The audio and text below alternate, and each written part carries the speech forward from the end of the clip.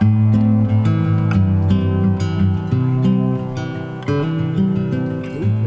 is often just as hard as staying in therapy. It takes a while for somebody to gather the courage to walk in that doorway and start talking. Yet, once they're inside, things can be just as difficult. It's not as easy as just walking in and talking. You have to have a level of vulnerability and comfort in sharing your deepest and darkest truths that isn't inherently part of the human experience. Hi, I'm Danny Caballero, and on this episode of Mindful Minutes, we're going to talk about therapy and how to increase our chances of actually staying in therapy. Because in my experience, sometimes staying and going back are a lot harder than that first time walking in through the door.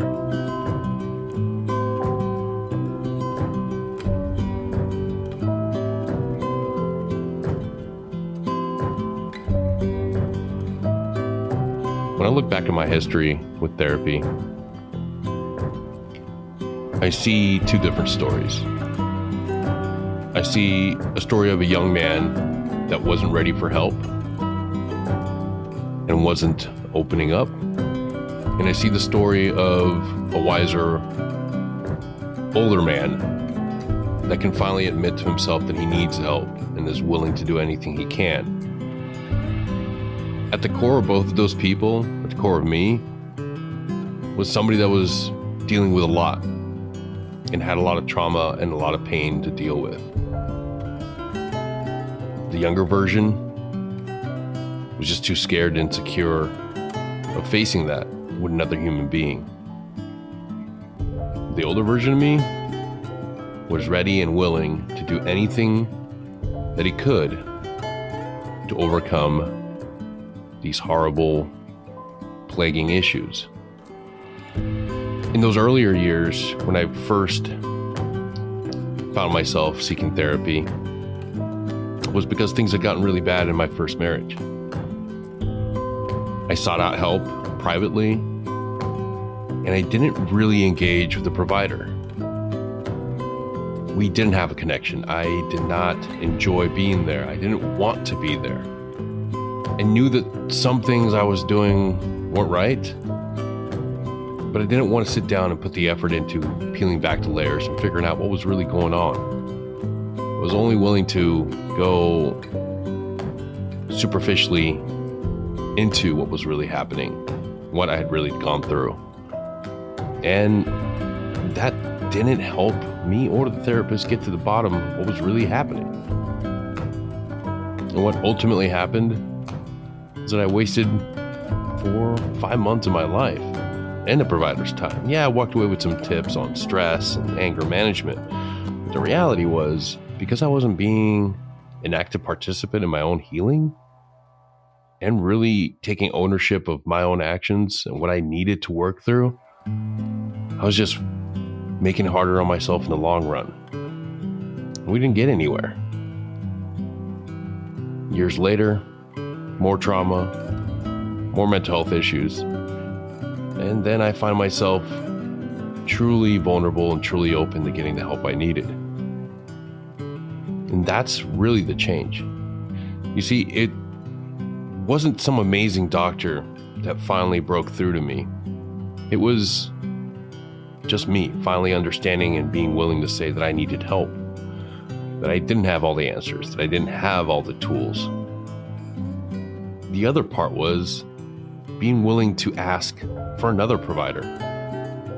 The first time I reached out for help, I was paired with somebody that I wasn't really comfortable talking to. Everybody's different. Everybody has different life experience, and providers bring that into their craft. And I just could not have a real relationship or really mesh well with my first provider at that point in life. So I kindly spoke up and said, hey, I don't know. This feels off. I don't feel like we really connect. And that small little bit of awkward vulnerability led to some laughter and an introduction to another therapist. And that was the big defining moment. That changed. Being able to be in a room with somebody that you connect with and being vulnerable and ready to engage and connect with a therapist. That's what really needs to happen. And ultimately, that's what I finally did. I took ownership for my issues. I took ownership for the things that I was going through in a way that allowed me to walk in and say, I need help, and be open and willing to admit all the things I was going through. It's not easy, but I didn't have another decade worth of time to struggle and work through issues. I wanted to start doing the work now. So that's what I have to offer you. If you're finding yourself that you're maybe exhibiting some of the same things that the younger version of me went through, maybe a little bit of denial, some ambiguity, feeling like there's nothing really wrong with you, take a step back. Look at your relationships, look at what your family says, see what you're really going through, and then ask yourself, do you want to live the next 10, 20 years going through the same pain and stressors? Or maybe it's time to get help. Therapy is the same as going to any other doctor. If you break your arm, you're going to go to a doctor and help them set it and put a cast on it. There's nothing wrong or weird about getting help. It just takes you to sit down and be willing to be honest with yourself and make that decision of, yeah, I don't want to do this alone anymore. I want to have somebody that can guide me through it. I think that all of us at some point need to have that external check-in with somebody that's trained to do it. So go ahead and do it now. Take the time to address your own issues. It's going to make you a better person. And the secondary benefit, your other relationships are going to improve, whether it's with your family, your spouse, your significant other. Things will get better because ultimately you'll be better. I do have some pro tips. I have 5 things that I think will ultimately help you when it comes to overcoming that urge to quit when you finally get in the door. Number 1, ditch the echo chamber. There's a lot of negativity surrounding mental health, and though much has changed in recent years, the stigma is still alive and well. As soon as you start getting help, start distancing yourself from people in your life that are not positive or that don't support you. Ditch the negativity and focus on you. Get out and develop new hobbies and interests in order to meet new positive people. If we continue to engage with the same negative people and never expand on the lessons we learned from our therapists and counselors, chances are we're going to quit our treatment. Number 2, when we don't have something to work towards, we tend to get discouraged a lot faster. Same goes for therapy. So, something easy to fix right off the bat is walk in, speak with your therapist, your counselor, and engage in that discussion of what your goals are. So talk, ask questions, be honest with your needs. Let them know that they can best help you if they give you some goals to stay on top of. Providers are humans.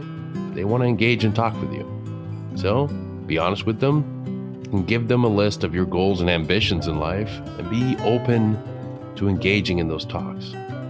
Number 3, find the right fit. Therapy is not a simple exchange of communication between 2 strangers. It's an extremely complex relationship. It's sort of like an art form or a choreographed dance sequence. It's 2 people with a shared understanding of what to expect from each other. And in order for this collaborative effort to work, you gotta have chemistry. Not in a romantic sense, but in a way that you feel like you and your provider mesh well. This dynamic is vital for between you and your provider. You got to be able to build that rapport. If the personalities aren't compatible, you don't feel comfortable, it's okay to ask to switch providers, to see somebody else. This is your life, your mental health. You got to be willing to talk and advocate for yourself. Getting better is like going on a journey with a professional guide. If you don't like the guide, chances are you're going to bail on the journey. So make it easy on yourself and that provider. If it doesn't fit right, if you don't like it, find a new one. Number 4, make the connection. Finding the right person is half the battle. Now you have to be vulnerable and make a real connection. This isn't something that should feel forced or weird. It's about developing that sense of trust and feeling. Being secure with somebody, enough that you can open up and be vulnerable. And the best way to do this is by being honest and sharing your absolute truth. This part's hard. Like you heard before, I struggled with it. I only wanted to give my first therapist small, tiny bits of the truth. In the long run, that just delayed my healing and it prolonged my actual recovery. Be honest, be vulnerable. Make a connection that allows you to share and discuss everything that's going on with you. Number 5, don't give up. Therapy, like any other treatment, is not a magical cure, and results can and will vary from case to case. What worked for me may not work for you, but that's actually great news. We are complex and vastly different individuals, so therapy should be very different for all of us. Embrace the complexity in your own individual journey. Even if it means that you'll have 2, 3, hell, even 4 different guides along the way. Going from one professional to the next, retelling your trauma is not fun, but neither is going through life carrying all that pain and trauma. Be committed to change and doing the right things that are going to eventually lead to healing. You can do this. You've been through worse. And if you're still here listening to this, you haven't quit yet. Don't start now. Look, if you need us, we're here every Thursday, 7 p.m. Central Standard Time to 8 p.m. Central Standard Time. The Security Halt support group meets, and we're just like you, in different various stages of healing, but there's a lot of positivity. And if you need that in your life while you're going through therapy, come on in. Check us out, go to our website, securityhalt.com, and join us for one of our Thursday night peer-to-peer support groups. After all, what do you got to lose? Until next time, take care.